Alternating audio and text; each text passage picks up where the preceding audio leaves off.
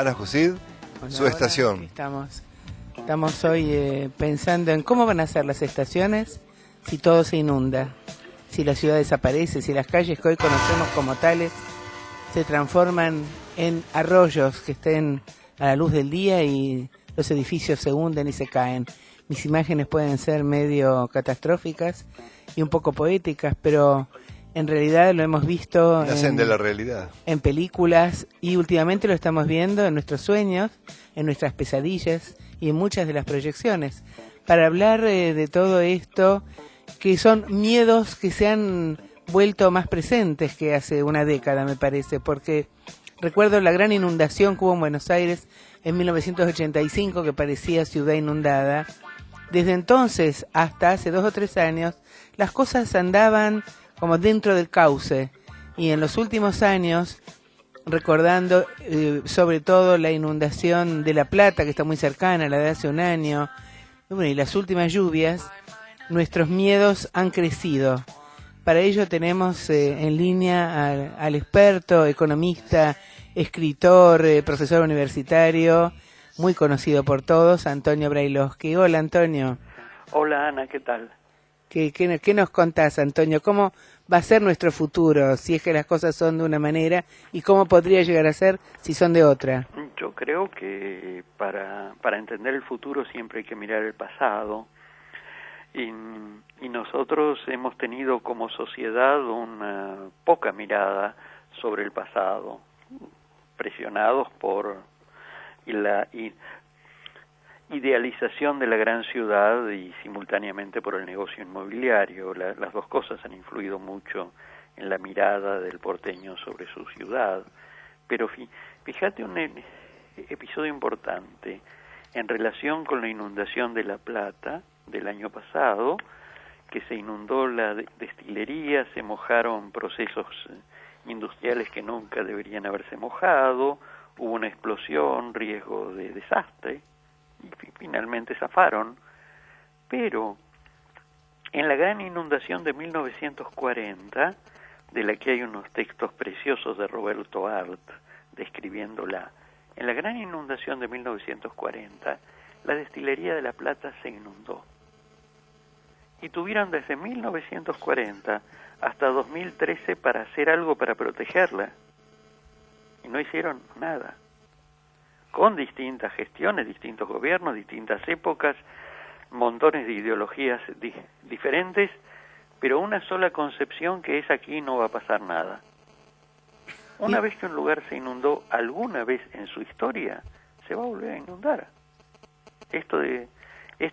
Esto poético de que el agua tiene memoria, en realidad tiene pendientes y el agua va por las pendientes, bueno, esto se repite. Ahora, este fenómeno que pasó en La Plata y nadie lo registró, bueno, yo creo que es el momento de registrar cosas que pasaron y empezar a prevenir o tomar medidas de respuesta, de adaptación. Por ejemplo, vos hablas de mala praxis arquitectónica, ¿no? O sea, estás incorporando conceptos novedosos en general.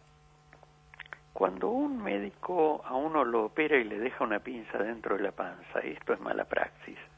Ahora, cuando un arquitecto construye en un lugar que se va a inundar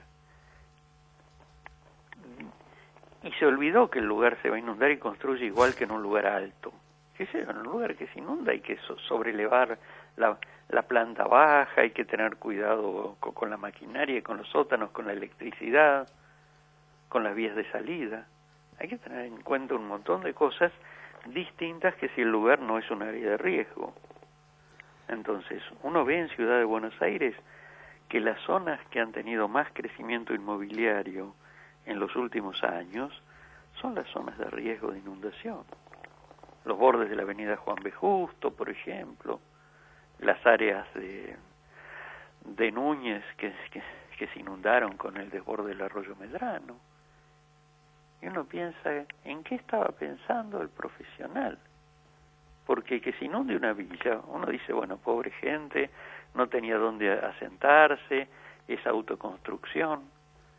Pero cuando uno mira las fotos de las inundaciones, Ciudad de Buenos Aires, casi todo lo que se inundó fue hecho por profesionales. ¿Y podría llegar a estar bajo el agua la ciudad de aquí a 30 años, suponete? No. La ciudad tiene sitios que se inundaron históricamente, de que después se escondió todo por razones de negocio inmobiliario, se escondieron los arroyos y las lagunas, y son los sitios que conservan la topografía histórica, que se inundaban antes de la fundación de la ciudad y se volverán a inundar en forma cada vez más frecuente, porque el cambio climático significa que está lloviendo más. Ahora, se necesita, por un lado, de volver a definir cómo se construye, volver a definir cómo se adaptan los edificios que existen. Hay un código de planeamiento urbano que dice en qué zonas se puede hacer qué cosa. Bueno, hay que zonificar las áreas de riesgo y empezar a establecer, por un lado, normativa para la zona de riesgo.